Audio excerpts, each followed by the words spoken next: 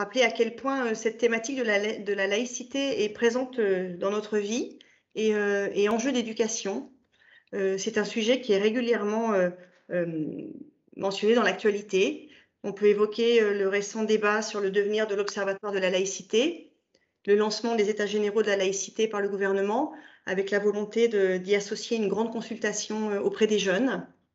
Et tout dernièrement, le livre de Patrick Veil, qui est historien, directeur de recherche au CNRS, spécialiste des questions de citoyenneté, qui vient de publier un ouvrage qui a comme fil conducteur le fait qu'il est important et urgent de revenir à l'histoire concernant la laïcité pour bien l'assimiler et bien la comprendre. Et donc, ça fait totalement lien avec l'approche que, Sylvie, vous allez nous proposer ce soir, de manière à nous faire comprendre que notre modèle républicain est issu d'une longue histoire et que revenir à cette histoire est nécessaire pour comprendre à quel point la laïcité est un principe de droit et inscrit dans la Constitution de notre République. Donc, je vous laisse la parole. Je vous remercie encore. Je vous invite à éteindre vos micros pour permettre à Sylvie Pierre de s'exprimer sans être gênée. Et vous pouvez poser vos questions par le fil de la conversation ou lever la main et j'essaierai de faire un suivi pour vous permettre d'intervenir à la fin de la présentation de Sylvie. Merci encore. Merci. Donc, bonjour à tous. Je suis ravie de vous retrouver pour cette nouvelle conférence qui porte, comme Valérie l'a dit, sur la laïcité, égalité, liberté de conscience, fraternité. Juste pour commencer, nous avons diffusé un questionnaire et sur cette question de la laïcité, 75% d'entre vous, enfin d'entre ceux qui ont répondu, donc si vous n'avez pas répondu, je vous remercie de répondre au questionnaire, mais parmi les répondants, 75% ont répondu que c'est l'un de mes rôles que de former à la laïcité. Donc j'ai trouvé que ça commence par un intérêt que vous manifestez à cette question.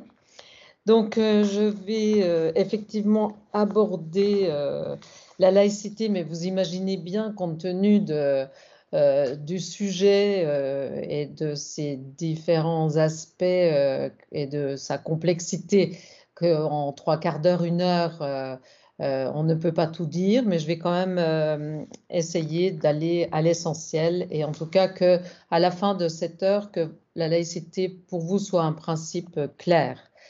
En introduction, je dirais que c'est un principe, comme Valérie vient de le dire, qui est inscrit à l'article 1er de la Constitution française, qui stipule que la France est une république indivisible, laïque, démocratique et sociale. La laïcité, elle garantit la liberté de conscience, elle protège la liberté de croire, de ne pas croire et de changer de conviction. On reviendra tout à l'heure.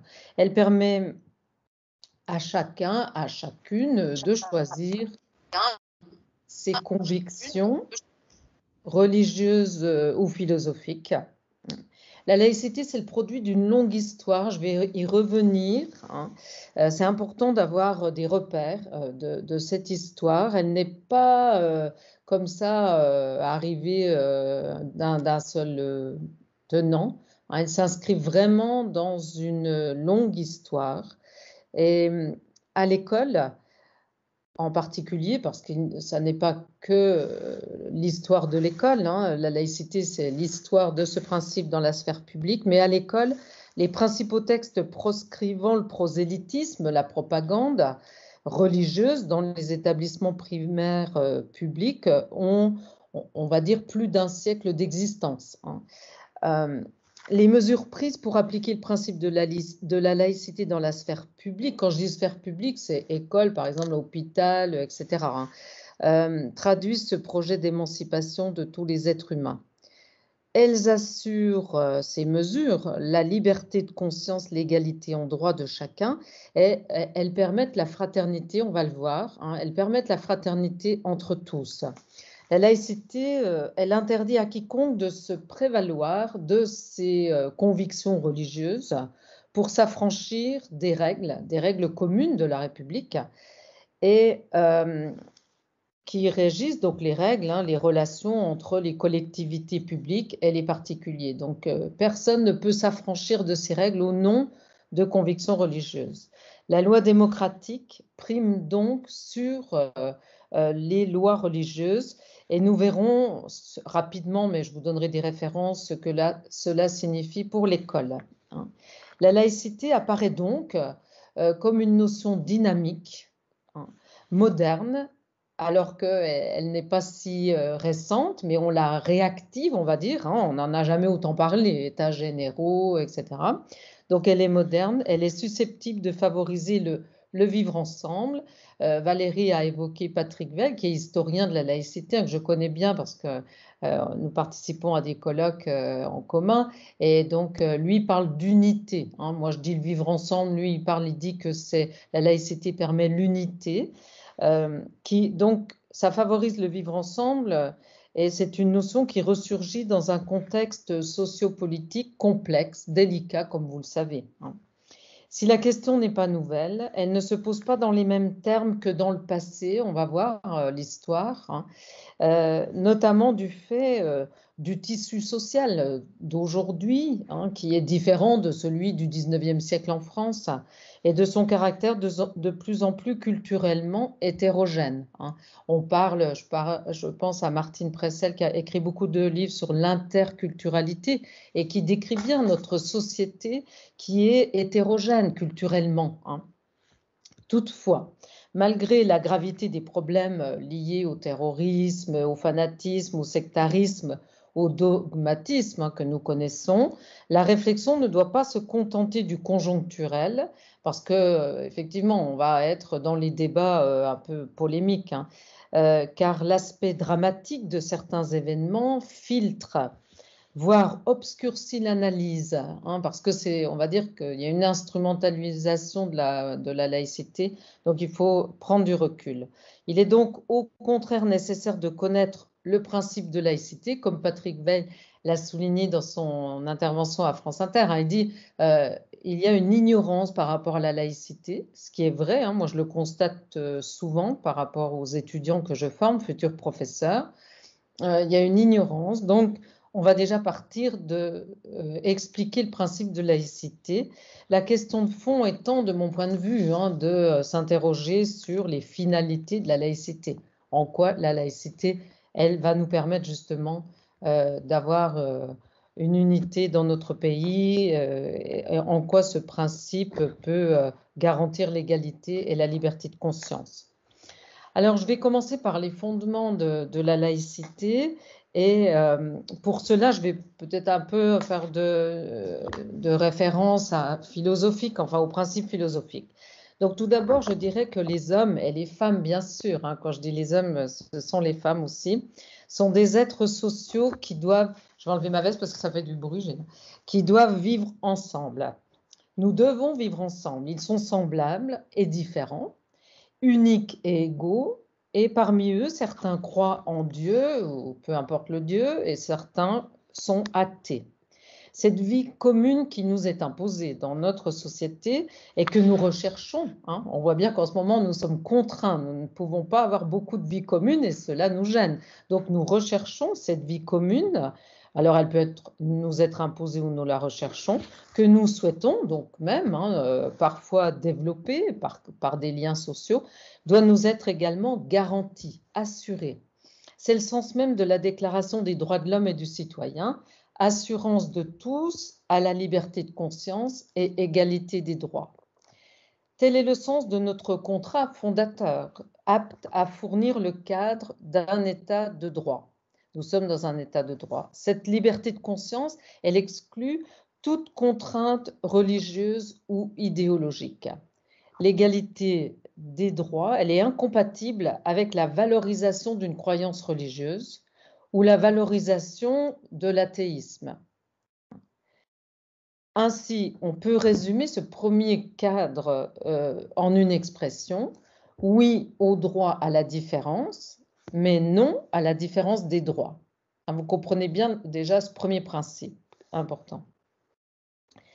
La puissance publique, donc l'État, dont une des missions est d'organiser notre manière de vivre ensemble, dans la cité, voilà, sera donc neutre. L'État est neutre et indifférent sur le plan confessionnel. L'État, il ne s'occupe pas des confessions, il doit être indifférent sur le plan confessionnel. Et cette neutralité qui est une garantie d'impartialité, la neutralité de l'État, comme la neutralité de tout fonctionnaire, quand je dis l'État, mais la neutralité de l'État, c'est une garantie d'impartialité et c'est aussi la condition pour que chacun, chacune, quelle que soit sa croyance ou ses convictions, puisse se reconnaître dans la cité ou dans cette république dont tous les membres se trouvent à égalité, puisque l'État est neutre et n'intervient pas. Voilà une première esquisse des principes de laïcité. Esprit de concorde entre les hommes, c'est bien ce que la laïcité garantit bien, cet esprit de concorde, qui dispose, ces hommes, qui disposent des mêmes droits et reconnaît leurs différences. Ce principe vise à la réalisation d'un objectif qui promeut ce qui unit les hommes. C'est bien ça l'objectif, c'est unir les hommes en amont de leurs différences spirituelles, religieuses, ethniques, culturelles. Ce principe de laïcité exclut donc tout type de privilège ou de communautarisme et prévient ainsi la violence qui pourrait en résulter de ces privilèges ou communautarisme. Ce principe exclut tout type de fanatisme et d'intolérance. La justesse de ce principe, elle est paradoxalement démontrée dans les faits, parce que, on le sait, dans l'histoire, il y a eu de multiples oppressions auxquelles a conduit sa non-reconnaissance. Lorsqu'il n'y a pas cette reconnaissance, on arrive à des régimes totalitaires. Je n'ai pas le temps de développer les régimes, blocs communistes, etc., mais aussi des régimes d'oppression, encore aujourd'hui, en Chine, etc. Et l'athéisme aussi, il n'y a pas que la religion. L'athéisme peut aussi être un mode de fonctionnement qui est totalitaire.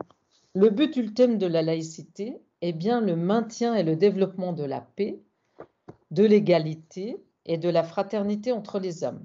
J'y reviendrai, c'est très important. Des hommes, des femmes qui deviennent alors des êtres de droit, des citoyens. Comment alors vivre les différences entre les hommes sans renoncer au partage des références communes? Ça, c'est une question.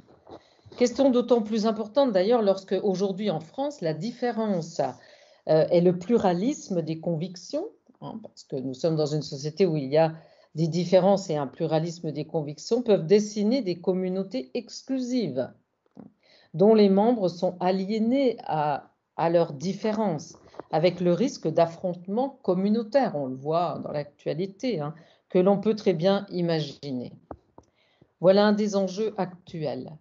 Nous assistons dans notre pays à la montée des communautarismes qui s'imposent à la notion de citoyenneté. Et donc, on voit bien là qu'il y a une tension par rapport à des modèles, car c'est en tant qu'hommes et citoyens que les personnes ont des droits et non en tant que communauté. Et ça, en France, notre pays repose sur cela.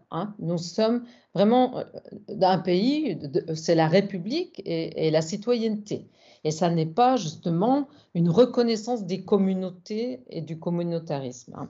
Une telle esquisse du principe de laïcité prend la forme d'une évidence. Ce qui n'est que de certains ne peut s'imposer à tous. Pour être acceptée, une telle évidence requiert deux conditions simultanées. D'une part, elle exige que la puissance publique soit dévolue à tous et mette ainsi en avant ce qui unit les hommes. Donc, puissance publique dévolue à tous, donc l'État a un rôle régalien sur l'ensemble des citoyens.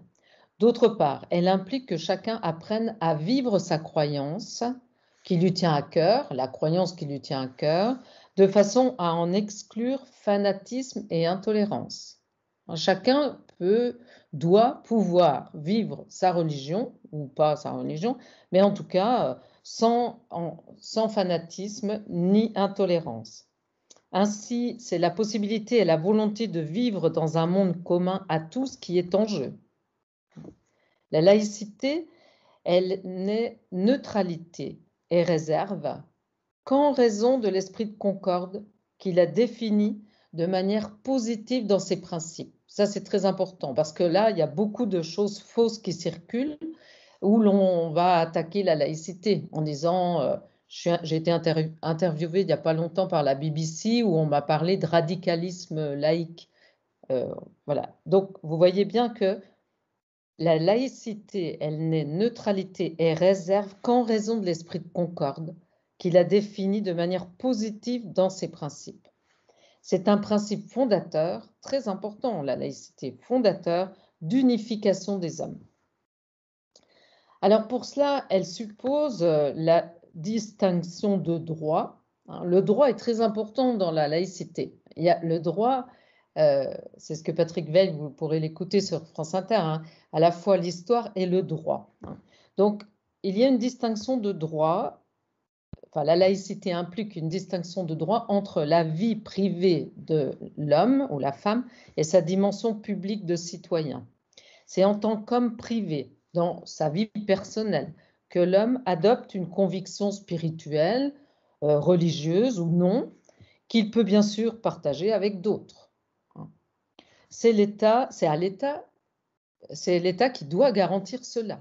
On doit pouvoir croire, ne pas croire, pratiquer une vie spirituelle ou religieuse, peu importe. Et la puissance publique n'a pas à s'inquiéter tant que l'expression des convictions et des confessions reste compatible avec le droit d'autrui. Ainsi, le principe de laïcité est solidaire du droit, de l'autonomie et de la liberté de l'individu. Il faut rappeler que les premières communautés humaines, si je fais un peu d'histoire mais rapidement, n'affirmaient pas cette distinction entre l'homme privé et la personne publique. C'est une notion assez récente. Cette distinction, c'est une conquête de l'esprit de liberté, justement. Et aucune société ne l'a sécrété spontanément. C'est une conquête. Et dans notre pays, c'est une conquête au moment de la Révolution, des Lumières principalement. C'est vraiment, il a fallu des luttes, je peux vous citer des penseurs, des philosophes, etc. Mais ça a été vraiment une conquête, cet esprit de liberté. Et il faut souligner qu'elle n'est jamais acquise. Et qu'une vigilance s'impose toujours sur ce point. Même si ça a été acquis, il faut faire attention parce qu'on peut toujours avoir un retour en arrière. La laïcité, conquise le plus souvent contre l'emprise d'une religion dominante, parce que c'est ça dans notre pays, sur la société humaine, est en un sens une rupture avec la tradition occidentale. Donc c'était vraiment la laïcité, c'était s'opposer à l'emprise d'une religion dominante sur la société humaine et pour notre pays, principalement la religion catholique qui a été dominante pendant des siècles.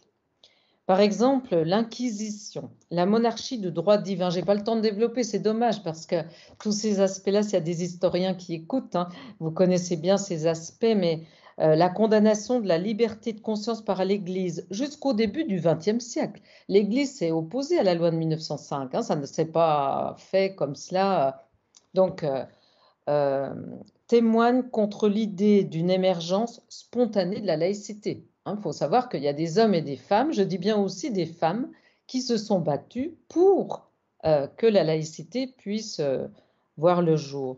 L'appréhension de cette dimension ouverte et intrinsèquement positive de la laïcité souffre d'un malentendu, comme celui d'un amalgame erroné entre laïcité et hostilité à la religion.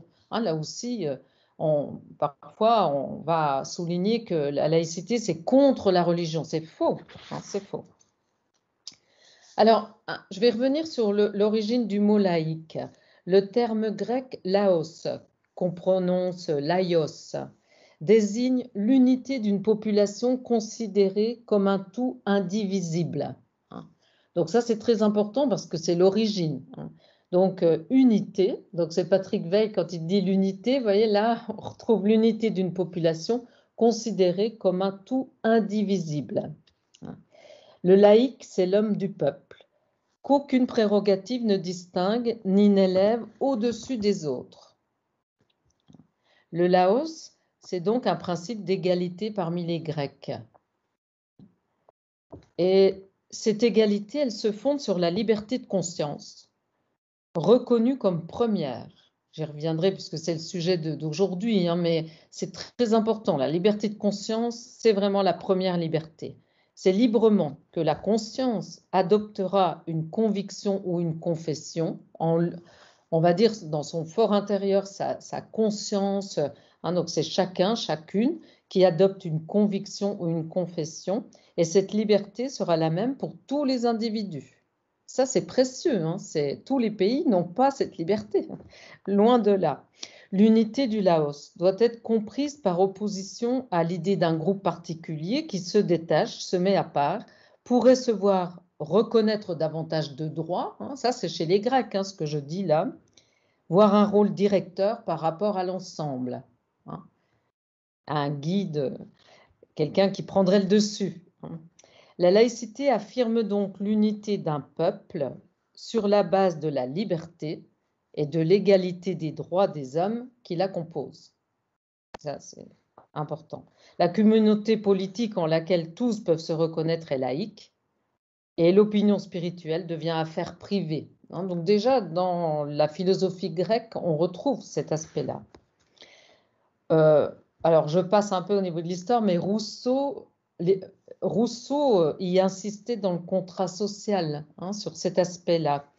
Pour que la société humaine soit véritablement union, disait-il, il faut que ses membres consentent aux principes qui la fondent.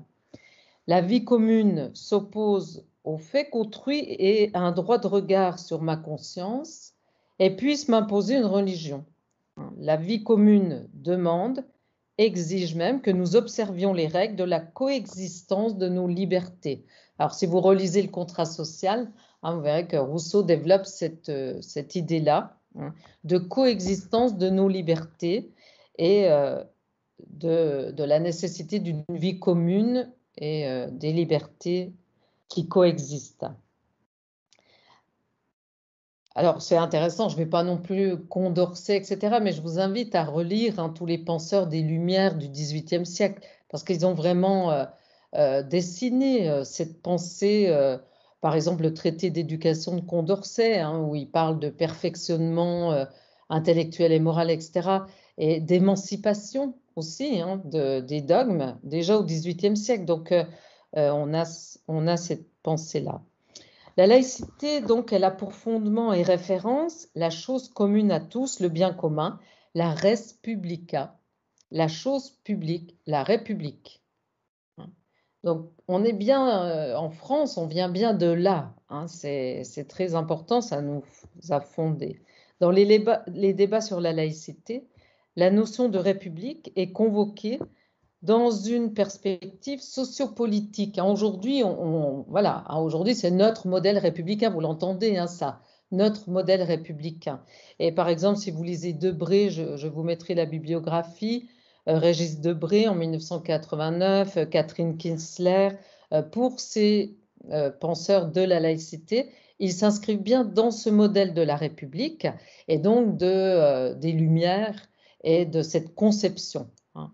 Donc l'idée républicaine hérite des Lumières françaises, ce qui n'est pas le cas vous avez d'autres auteurs qui ne défendent pas, on peut avoir des tensions, vous verrez des articles que je vous mettrai en complément de cette conférence, mais vous verrez qu'il peut y avoir des tensions avec d'autres façons d'approcher les choses. Mais moi, je m'inscris dans cette approche de la République, de l'idée républicaine qui hérite des Lumières françaises et de cette conception d'universalité.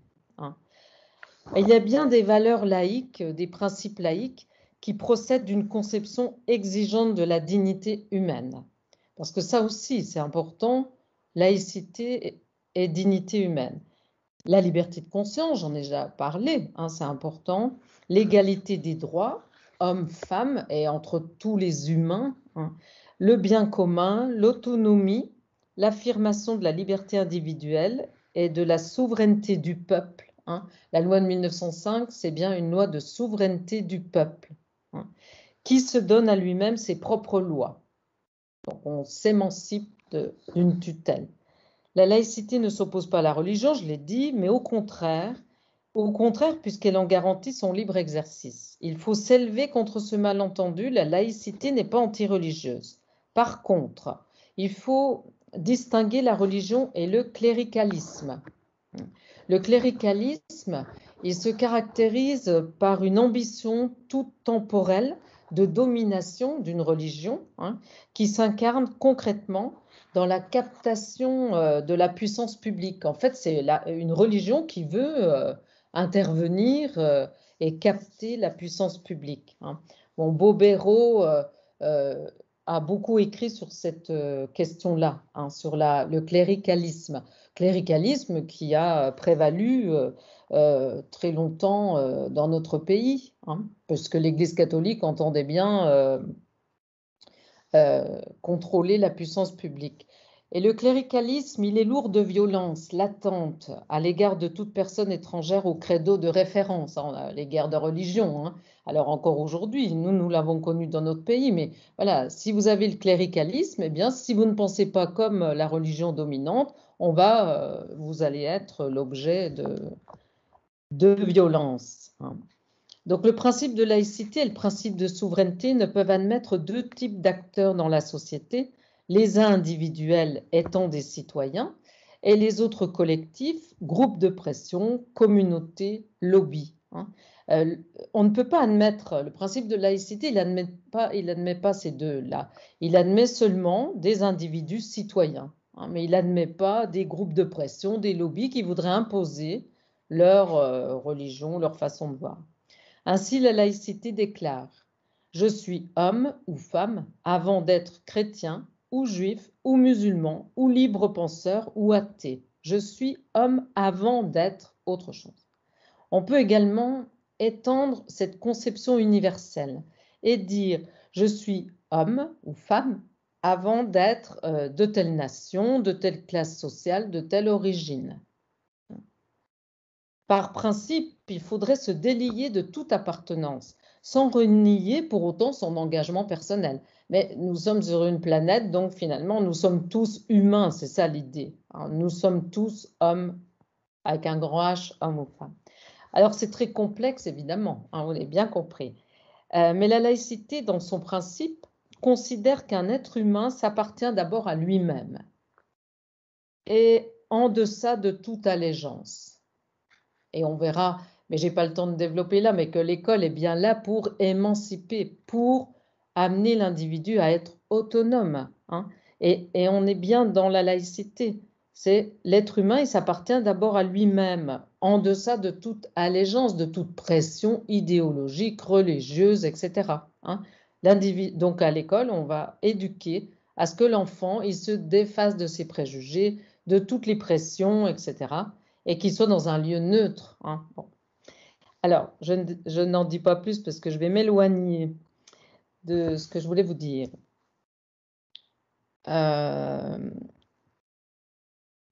L'horizon laïque est celui que chacun découvre en soi, donc, hein, quand il cultive les exigences d'une pensée affranchie de toute tutelle. Hein, c'est bien ça le rôle de l'école ou de toute l'éducation. Hein, je dis école, mais c'est large, hein, c'est au sens large. Donc, quand il cultive les exigences d'une pensée affranchie de toute tutelle, ouverte sur l'universel, tout en reconnaissant et en garantissant le libre exercice des singularités confessionnelles et culturelles, les différences entre les hommes. Parce qu'autrement, nous ne sommes pas tous identiques. On va dire que tout le monde, voilà, hein, chacun est libre d'avoir une religion, d'avoir une culture. Au contraire, c'est la richesse humaine, hein, ça. L'objectif étant de pouvoir vivre ensemble en paix, je le répète, c'est ça qui est très important. Sur ce sujet du vouloir vivre ensemble en paix, on peut citer de multiples exemples qui nous montrent l'inverse aujourd'hui. Hein, quand vous écoutez les informations, hélas, hein, ce monde en paix, on en est loin. Alors, séparer Dieu et César, la distinction des domaines. À partir du moment où pouvoir temporel et spirituel ne sont plus confondus, la question de leur rapport, de leur relation se pose. Plusieurs scénarios peuvent se jouer alors. Il peut y avoir une complicité entre le pouvoir temporel et spirituel, une alliance, des affrontements, une hostilité, une tolérance, une ignorance, un respect mutuel, un dialogue, le dialogue, etc. Les choses ne sont pas toujours bien délimitées, ni les rôles définis. On parlait tout à l'heure avec Valérie du concordat. Bon, là, par exemple, on a une exception où, dans le concordat Alsace-Moselle, eh bien, on a une discussion entre le pouvoir temporel et spirituel, puisque l'État finance les représentants du culte. Donc, vous voyez que, voilà, qui détient la faculté d'exercer une domination dans la société, c'est une question de rapport de force. Et on voit bien que moi j'ai fait une thèse sur la télévision et les débuts de la télévision, j'ai toutes les archives des dominicains et on voit bien que l'Église catholique, lorsque la télévision s'est créée, mais c'était déjà le cas à la radio, elle a essayé d'avoir une emprise sur ce média. Donc le jour du Seigneur sont les dominicains, ça existe toujours, mais dès le début de la télévision, vous avez le père Pichard qui est un dominicain, qui est arrivé à la télévision, qui a créé des programmes religieux à la télévision, alors que télévision publique. Donc on voit bien qu'il y a toujours une volonté et des rapports de force. À quel moment on dit non, oui, on accepte, etc. Or, la laïcité ne se situe pas sur ce registre, puisqu'elle promeut simultanément l'indépendance des religions et de l'État. Donc, on n'a pas à discuter normalement, à faire des accommodements, etc., puisqu'il y a une indépendance des religions et de l'État. Il ne s'agit pas de savoir qui l'emporte, mais il s'agit de reconnaître la distinction des domaines. Et le mot séparation, il est bien en droit, il y a une séparation des églises et de l'État. La Révolution française, et non le concordat napoléonien. D'ailleurs, le concordat Alsace-Moselle, il est fondé sur le concordat de 1901 de Napoléon. On parle beaucoup de Napoléon en ce moment. Donc, la Révolution française, non le concordat napoléonien, ouvre le chemin d'une telle refondation. C'était très avancé, la Révolution française. Vraiment, les penseurs avaient bien dessiné la laïcité. Mais il a fallu jusqu'en 1905 pour arriver à la loi. Donc, on voit tout le temps pour que cela soit acté dans la loi. Chemin qui se termine plus d'un siècle après par la séparation de l'Église en 1905, cette loi qui permet la souveraineté du peuple. Donc elle a été affirmée à la Révolution, mais il faut attendre quand même 1905 pour que ce soit réel. La rupture, donc, c'est celle d'un affranchissement, d'une indépendance réciproque, indépendance entre l'État et les églises. Soudain, avec cette loi de 1905, c'est toute la sphère spirituelle qui se trouve libérée de son assujettissement et toute la sphère politique qui se trouve aussi libérée de toute emprise extérieure. Parce que, bon, je ne peux pas développer, mais l'Église a toujours essayé d'avoir une emprise sur l'État, concordat, etc., donc par différents moyens. Donc, voilà. La liberté de conscience, l'option spirituelle. C'est-à-dire la liberté de conscience, c'est une option spirituelle que chacun peut prendre librement, sans contrainte. Vous êtes libre de, voilà, pour croire, ne pas croire, etc.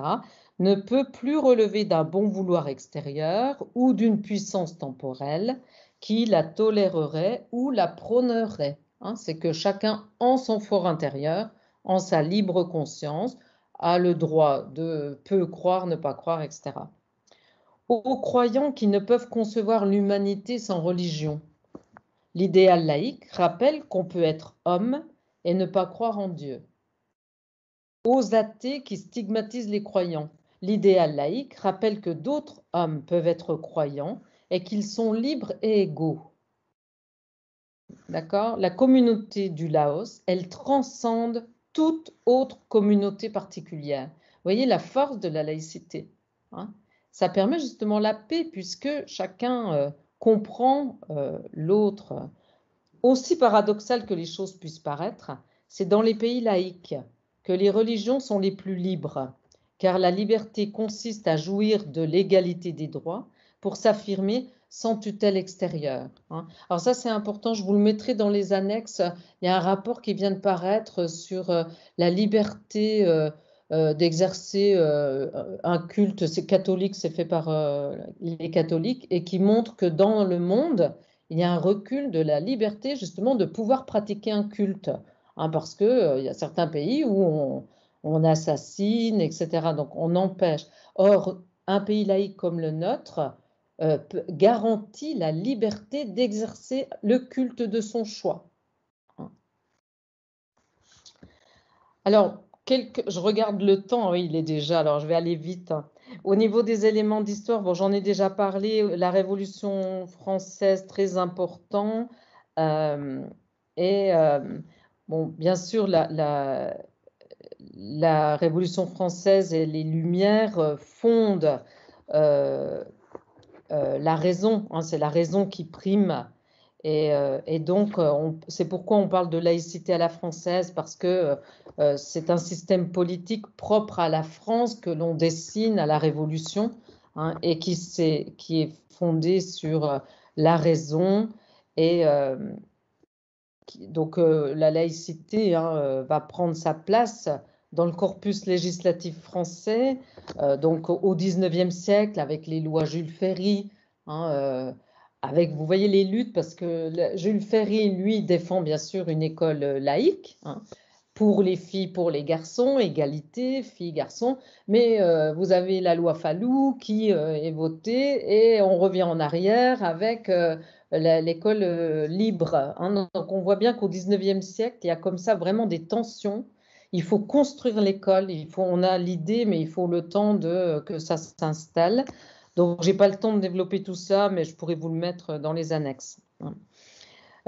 Aujourd'hui, dans nos textes législatifs, la laïcité figure à 2 endroits. Ça, c'est important de savoir par cœur, je dirais presque. Alors, déjà, il y a l'article 1er de la Constitution de la Ve République. La France, je l'ai déjà dit, hein, c'est une république indivisible, laïque, démocratique et sociale. Et puis, la loi de 1905. Alors, les articles importants de la loi de 1905, l'article 1, la République assure la liberté de conscience. Elle garantit le libre exercice des cultes sous les seules restrictions édictées ci-après dans l'intérêt de l'ordre public, hein.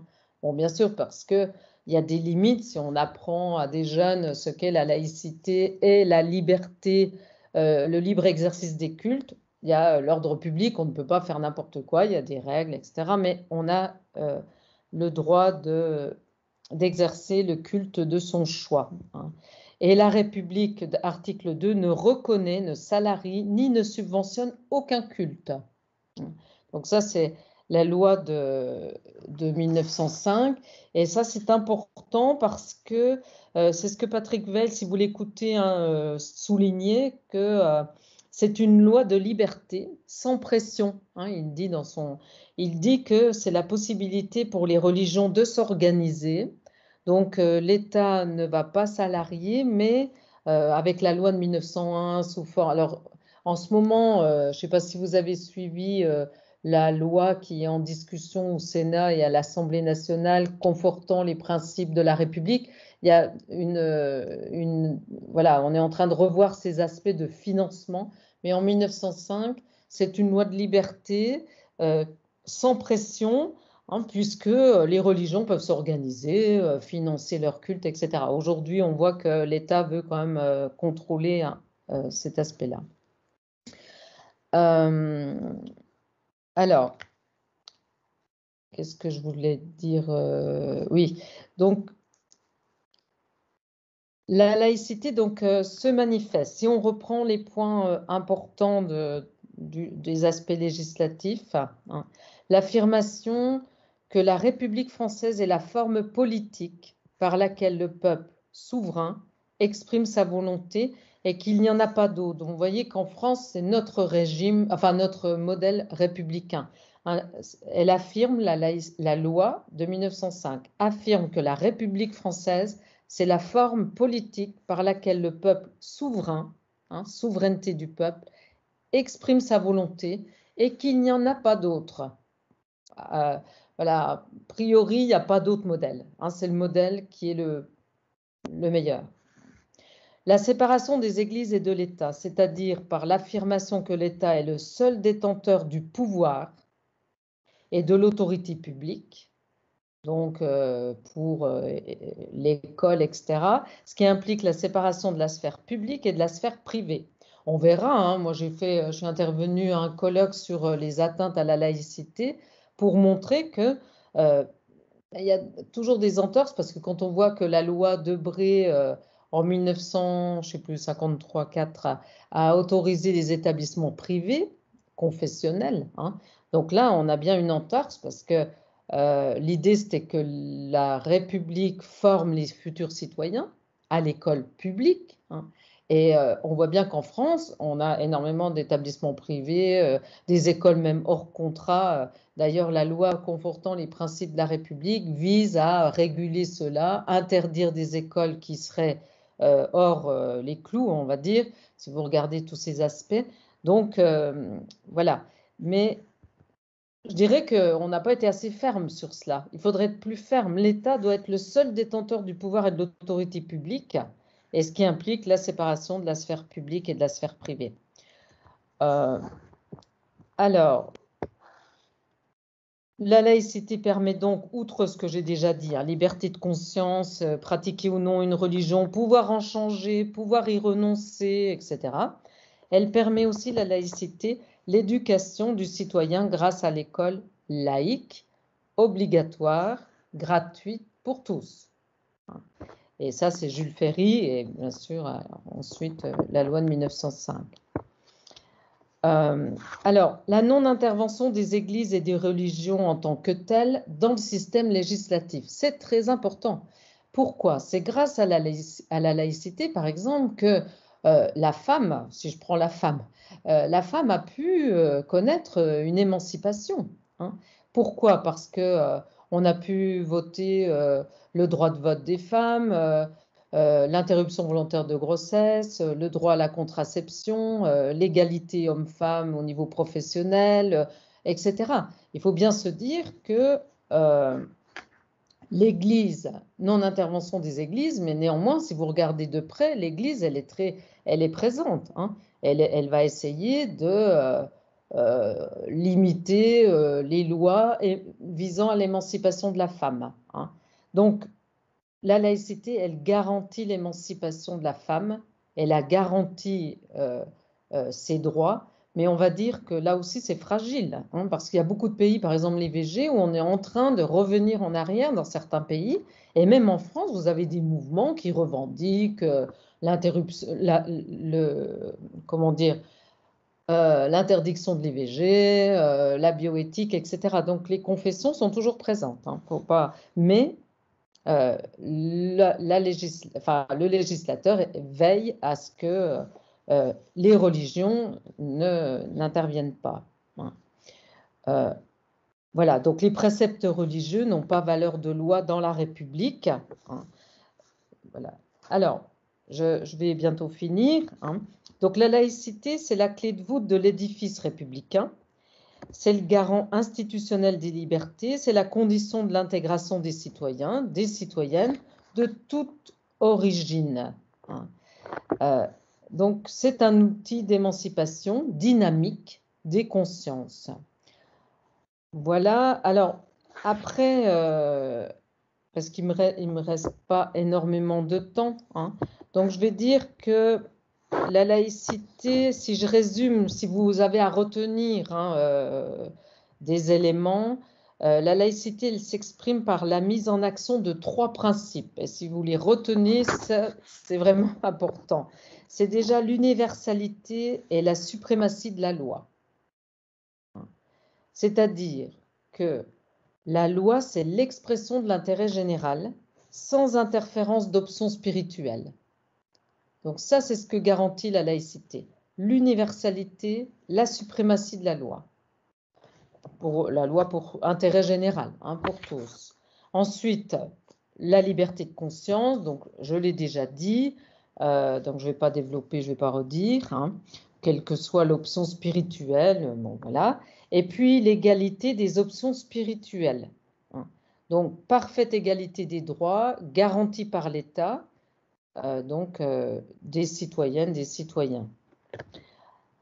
Pour l'école, si je veux un peu évoquer l'école, parce que laïcité, école, je vous mettrai dans la bibliographie, et vous le savez, hein, il y a un Vademecum laïcité à l'école.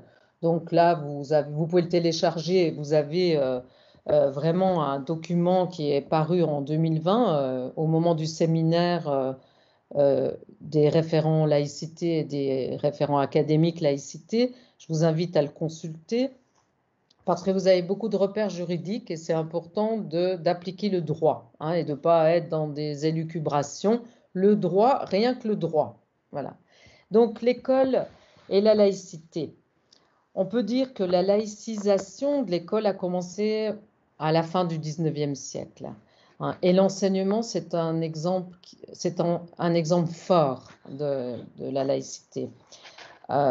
L'ensemble de ce mouvement de laïcisation donne tout son sens à la séparation qui aura lieu en 1905. Les dispositions donc, de la laïcité à l'école, peut-être rapidement, mais reposent sur la distinction du savoir assuré par la communauté éducative ou par tout acteur éducatif. Hein. Donc on va bien distinguer le savoir qui est validé scientifiquement, hein, épistémologiquement qui est validé, etc. Et les croyances qui sont laissées à la liberté de chacun. Déjà, on fait bien la distinction entre les deux. Donc, la laïcité, elle vise à préserver la sérénité qui doit régner à l'école, dans chaque établissement. Parce que justement, elle est précisément indispensable à la transmission des savoirs. Hein. Or, on voit bien hein, qu'il y a des contestations, etc. C'est pas si simple ce que je dis, hein, mais voilà, la laïcité, elle doit garantir cette sérénité, hein, si on explique bien ce que c'est. D'ailleurs, l'article 6 de la Charte de la laïcité dit qu'elle offre aux élèves les conditions pour forger leur personnalité, exercer leur libre arbitre et faire l'apprentissage de la citoyenneté. C'est déjà quasiment ce que disait Condorcet à la Révolution. Hein. Elle les protège de tout prosélytisme, de toute pression qui les empêcherait de faire leur propre choix. Ça, on va dire, c'est la circulaire Jean Zay 1936, hein, mais même Condorcet aussi. Ouvrir le dialogue avec les élèves n'a pas pour but d'aménager une partie des textes en vigueur, hein, on ne va pas aménager, faire des accommodements, mais vise à leur faire saisir le sens et les finalités des textes qui régissent le fonctionnement du système éducatif laïque. Donc il y a un travail de pédagogie à faire, d'ailleurs c'est ma conclusion, je vais y venir rapidement. Alors, voilà, donc on va dire que l'école... Hein, l'école laïque, c'est une école de liberté qui s'affranchit des préjugés, qui apprend à réfléchir sans a priori. Donc, on voit bien que ça nécessite du temps et que ça va se faire à l'école, hors l'école, dans une cité éducative, dans tous les espaces. Hein, et que, à la différence de la société civile, où dans l'espace public, vous avez des adultes, etc., l'école, elle est un peu particulière. Quand je dis la cité éducative, dans tous les espaces, c'est important que tout le monde, effectivement, que tous les acteurs s'en emparent. Mais l'école, qui est un lieu particulier, l'école, hein, il réunit des mineurs chez lesquels on ne peut présupposer une autonomie de pensée et d'action, parce qu'on les forme. Parce qu'à l'école, on va transmettre des savoirs, développer des compétences. C'est un lieu qui doit être, je dirais, presque sacré, en dehors de la société civile, et laisser l'enfant à l'abri de toutes les pressions et de tout ce qui pourrait lui être inculqué. Donc, ça doit être un lieu de neutralité et où on va justement lui permettre hein, on va l'instruire et on s'adresse à des êtres en formation, hein, qui ne sont pas encore des sujets juridiques, ni même n'ont pas encore le statut de citoyen puisqu'ils ne sont pas majeurs, hein. Donc c'est pourquoi, par exemple, le voile à l'école, alors que dans les sondages, les jeunes pensent que ça ne pose pas de problème, il faut bien leur expliquer cela, hein. L'expression des convictions religieuses ou politiques sous la forme de signes plus ou moins ostentatoires est donc doublement problématique. Je n'ai pas le temps de développer, mais vous avez bien compris le sens de mon propos, hein. L'école n'est pas faite pour introniser les particularismes, mais pour instruire et libérer. Seule la mise à distance, indispensable des appartenances, que ce soit religieuses, ethniques, etc., rend possible le dialogue, la connaissance, l'ouverture totale à l'ensemble du patrimoine humain, y compris les héritages spirituels et religieux, et cela sans discrimination. C'est le sens d'ailleurs de Régis Debray, hein, qui enseignait le fait religieux. Je n'ai pas le temps aussi de développer, mais je vous le mettrai dans mes annexes sur Islam, République et laïcité, hein. Il faut expliquer que l'islam a apporté beaucoup, hein, l'islam au Moyen-Âge, etc., les mathématiques. Donc, l'islam, au niveau culturel, c'est important que les jeunes connaissent aussi les origines et l'histoire. Bon. L'école laïque refuse toute soumission à un particularisme, toute soumission à son environnement, à ses exigences immédiates. Voilà. Alors, pour conclure, parce que le temps passe, je vais dire que on rencontre effectivement aujourd'hui des difficultés, hein, face à la laïcité, mais qui devrait rester un principe organisateur des actions. Donc, il faut que ce soit un principe organisateur et qui devient dans certaines circonstances un point d'achoppement de la cohésion civique et nationale. Et puis les médias, enfin, il y a vraiment aussi tout un, on va dire, un discours ambiant, donc il faut faire très attention, il faut prendre du recul. Et une posture laïque ne va pas de soi. Il faut sortir du sens commun et de tous les discours et faire preuve de discernement au moment d'enseigner cette question. Je dirais qu'il faut l'enseigner de façon apaisée. Et les élèves comprennent très bien cela, hein. Donc, promouvoir la laïcité en faisant mieux connaître ce principe auprès des jeunes, ça voudrait dire connaître son histoire déjà, revenir à l'histoire et aux sources juridiques, c'est indispensable.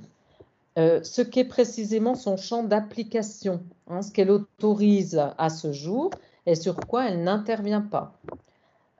Les avancées sociétales qu'elle a permises, on peut donner beaucoup d'exemples, hein, qui montrent sa force émancipatrice et son universalisme. Alors je pense à des travaux comme Martine Pretzel qui a beaucoup écrit sur l'interculturalité et l'universalisme. On peut travailler ces aspects-là.